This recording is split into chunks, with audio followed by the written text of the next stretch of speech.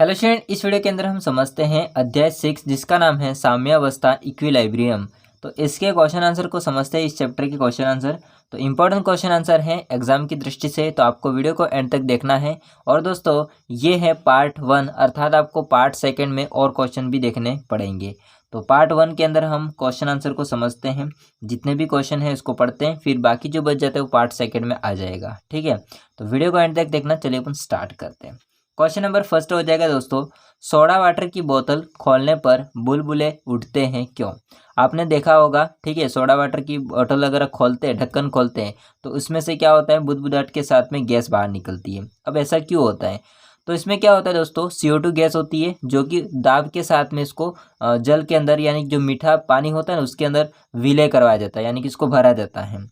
जैसे हम लोग ढक्कन को खोलते हैं तो दाब कम हो जाता है, और दाब कम होने से क्या हो जाएगा, जो उस मीठे पानी में गैस जो घुली हुई है वो बाहर आ जाएगी, और बाहर आती है तो वो बुदबुदाहट के साथ में बाहर आती है। तो वही आंसर लिखा गया है, पढ़िए ध्यान से इसको। सोडा वाटर की बोतल खोलने पर दाब कम होने के कारण गैस की जल में विलेयता घट जाती है, तथा गैस के तेजी से बाहर निकलने के कारण बुलबुले उठते हैं। तो गैस होते हुए तेजी से बाहर निकलते हैं, जिसे आपको बुलबुले के रूप में दिखाई देती है। नेक्स्ट हम बात करेंगे क्वेश्चन नंबर 2, पहाड़ों पर बर्फ धीरे धीरे पिघलती है क्यों। आपने देखा होगा जो पहाड़ों पर बर्फ होती है धीरे धीरे पिघलती है, लेकिन जो नीचे होती है, मतलब नीचे, तो वो क्या हो जाएगी, जल्दी पिघल जाती है। ऐसा क्यों होता है समझते हैं। अब इसके लिए जो नियम लगता है वो लगता है दोस्तों ला शातलिए का नियम। ठीक है, तो ला शातलिए के नियम के अनुसार पहाड़ों पर दाब कम होता है, तो ऊंचाई पर जाने पर दाब क्या होता है, कम होता है, आपको पता है।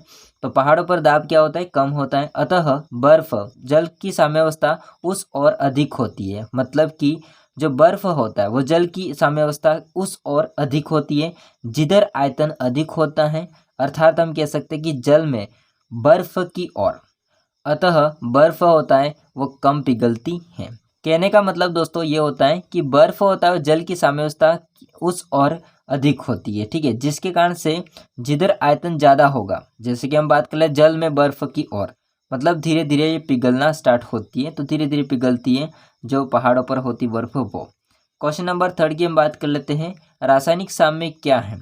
रासायनिक साम्य, साम्य का मतलब होता है जैसे साम्यावस्था। ठीक है, तो अभिक्रिया की वह अवस्था जिसमें अग्र और विपरीत दोनों अभिक्रियाओं का वेग बराबर हो। तो आगे अग्र एंड विपरीत दोनों अभिक्रियाओं का जो वेग होता है अगर बराबर है दोस्तों, तो उसको हम बोलते हैं रासायनिक साम्य अवस्था कहते हैं। सिंपल से आप मान के चलिए कि अभिक्रिया है उनका वेग होता है वो क्या है, बराबर है। तो रासायनिक अभिक्रियाओं का वेग बराबर होने से इसको बोलते हैं रासायनिक साम्य अवस्था।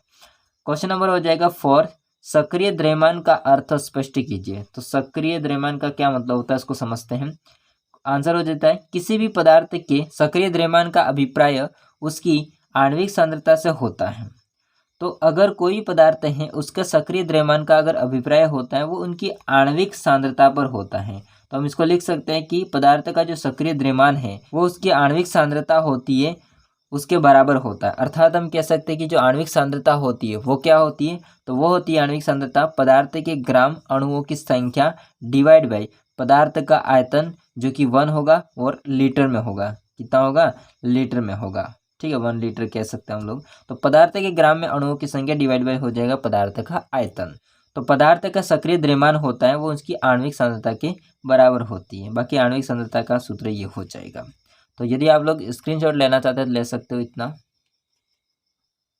दोस्तों क्वेश्चन नंबर हो जाएगा 5। क्वेश्चन नंबर 5 क्या कहना चाहता है, साम्य स्थिरांक की परिभाषा दीजिए। साम्य स्थिरांक क्या होता है इसको परिभाषित कीजिए, ये कहना चाहता है। साम्य स्थिरांक की डेफिनेशन हो जाएगी, स्थिर ताप पर किसी उत्क्रमणीय अभिक्रिया की अग्र तथा विपरीत अभिक्रियाओं के वेग स्थिरांकों के अनुपात को साम्य स्थिरांक कहते हैं। मैं आपको शॉर्ट में समझा देता हूँ। उत्क्रमणीय अभिक्रिया है उसकी अग्र वेग स्थिरांक जो कि होता है kf, और दूसरा है विपरीत अभिक्रिया का वेग स्थिरांक जो कि हो जाएगा kb। इन दोनों का जो अनुपात है वही कहलाता है साम्य स्थिरांक kc। ठीक है, क्वेश्चन नंबर बात करते हैं 6, डेल्टा एन के पृथक मान kp तथा kc के मध्य संबंध स्थापित कीजिए। अब यहाँ पर Kp क्या होता है, Kc क्या होता है, ये आपको चैप्टर के अंदर देखने को मिलता है। ठीक है, तो चैप्टर आपको पढ़ना पड़ेगा, हालांकि ये क्वेश्चन आंसर है, बस इसको आप लोग याद रखिए। देखिए, यदि डेल्टा एन होता है, इसका मान अगर 0 है, तो हम कह सकते हैं कि जो Kp और Kc होता है वो दोनों इक्वल होंगे। बट यदि दोस्तों डेल्टा एन का मान पॉजिटिव है, यानी कि +1 है, तो हम कह सकेंगे कि जो Kp का मान होगा वो Kc से ज़्यादा होगा। ठीक है, तो Kp बड़ा होगा। एंड डेल्टा एन का मान अगर नेगेटिव है, ठीक है, कैसा है, नेगेटिव है, यानी कि -1 है, तो हम कह सकेंगे कि Kp होगा वो कम होगा Kc से, यानी कि Kc बड़ा होगा। ठीक है, इतना स्क्रीनशॉट ले लीजिए क्वेश्चन नंबर 5 और 6 का। दोस्तों क्वेश्चन नंबर हम बात करते हैं 7 की। अभिक्रिया वेग की इकाई क्या है? तो अभिक्रिया वेग होता है, इसकी इकाई हो जाती है मोल प्रति लीटर सेकेंड। इसको बोलेंगे मोल, फिर -1 है, इसका मतलब इसको प्रति बोलेंगे, फिर लीटर सेकेंड। ठीक है, तो मोल प्रति लीटर सेकेंड हो जाएगा इसकी इकाई, किसकी, अभिक्रिया के वेग की। क्वेश्चन नंबर बात करेंगे 8 की। विद्युत अपघट्य से आप क्या समझते हैं? देखो, विद्युत अपघट्य का मतलब क्या होता है? अपघट्य मतलब टूटना होता है वैसे। तो यहाँ पर क्या होता है दोस्तों कि वह पदार्थ जो जल में घोलने पर, अब जैसे कि आप बात करेंगे नमक की है, तो नमक को पानी में घोलेंगे तो वो घुल जाएगा। इसका मतलब ये होगा कि जो NaCl होता है, नमक का, साधारण नमक का सूत्र क्या होता है, NaCl। इसको पानी में घोला हमने तो NaCl होता है वो टूट जाएगा। ठीक है, एक हो जाएगा इसमें, सॉरी, एक हो जाएगा इसमें दोस्तों Na+ और दूसरा हो जाएगा Cl-। उसी प्रकार से जो बाकी एग्जाम्पल हैं, जैसे कि NH4Cl, CuSO4, KCl, तो वो सारे क्या हो जाएंगे, टूट जाते हैं, यानी कि वो कहलाता है विद्युत अपघट्य, जिसको जल में घोलने पर दो आवेशित भाग, इसमें दो आवेशित भाग में एक धनावेश होता है और एक ऋणावेश होता है, उसमें टूट जाता है, तो उसको हम क्या बोलते हैं दोस्तों, विद्युत अपघट्य कहते हैं। ठीक है, क्वेश्चन नंबर बात करते हैं 9 की। आयनन की मात्रा से आप क्या समझते हो? तो आयनन की मात्रा का मतलब क्या होता है? देखिए, आयनन का मतलब होता है वही बात है जैसे कि आप टूटा है वही, बट मात्रा पूछा है तो इसको समझते हैं। किसी विद्युत अपघट्य का वह अंश जो आयनीकृत होता है, मतलब जितनी भाग आयन में विभक्त हो गया, मतलब आयन में बढ़ चुका है, वो सारा अंश क्या कहलाता है, आयनन की मात्रा। मान लेते हैं हमने ये सार NaCl होगा, वो विद्युत अपघट्य लिया है। अब NaCl के जितने भी यौगिक होंगे वो टूट गए हैं, आयनीकृत हो गए हैं। ठीक है, तो इसको हम क्या बोलेंगे, आयनन की मात्रा। आ रही है बात समझ में? अगला क्वेश्चन हो जाएगा दोस्तों 10, प्रबल अम्ल और दुर्बल क्षार। अब यहाँ पर मैंने ये जो 10 क्वेश्चन होता है ना, इसको मैंने 3 क्वेश्चन थे बट इसको एक बना दिया है। कैसे, इसको समझिए। प्रबल अम्ल दुर्बल क्षार, ये एक क्वेश्चन था। दूसरा क्वेश्चन क्या था, दुर्बल अम्ल प्रबल क्षार। और तीसरा क्वेश्चन क्या था, दुर्बल अम्ल और दुर्बल क्षार, इसके जल अपघटनांक स्थिरांक होता है, इसका सूत्र बताइए, ये कहना चाहता है। यानी कि जितने भी यहाँ पर दे रखे हैं, प्रबल अम्ल दुर्बल क्षार, दुर्बल अम्ल प्रबल क्षार और दुर्बल अम्ल और दुर्बल क्षार, उनका बताना, आपको जल अपघटनांक स्थिरांक का सूत्र बताना है। तो दोस्तों जो जल अपघटनांक इस तरह, अब इसमें आपको मैं ट्रिक बताता हूँ कैसे, उसको समझिए। देखिए, आपको क्या करना है, जो दुर्बल चीज़ है उसको आपको नीचे देखना है, बाकी आपको दो चीज़ सेम रखना है। KH और KW ये दोनों सब में है, तो KH बराबर KW, KH बराबर KW, KH बराबर KW। ठीक है, बटे में नीचे क्या आएगा वो आपको ध्यान रखना है। अगर दोस्तों दुर्बल जो चीज़ दे रखी है, जो दुर्बल है वो अपना क्या है, क्षार, तो आपको दुर्बल को ही देखना है, दुर्बल क्षार है। लेकिन यहाँ पर आगे क्या है, प्रबल है, इसका मतलब आपको दुर्बल है होता है, इसको नीचे लिखना है। क्षार को क्या बोलते हैं इंग्लिश में, बेस, बेस के लिए B लिखना है, अर्थात KB नीचे कर देना है। सेकेंड, ये तो फर्स्ट का हो गया सूत्र, तो KH बराबर हो जाएगा KW डिवाइड बाई KB हो जाएगा। अब यहाँ पर समझो सेकेंड का, यहाँ पर बीच में कॉमा है। ठीक है, दुर्बल अम्ल और प्रबल क्षार।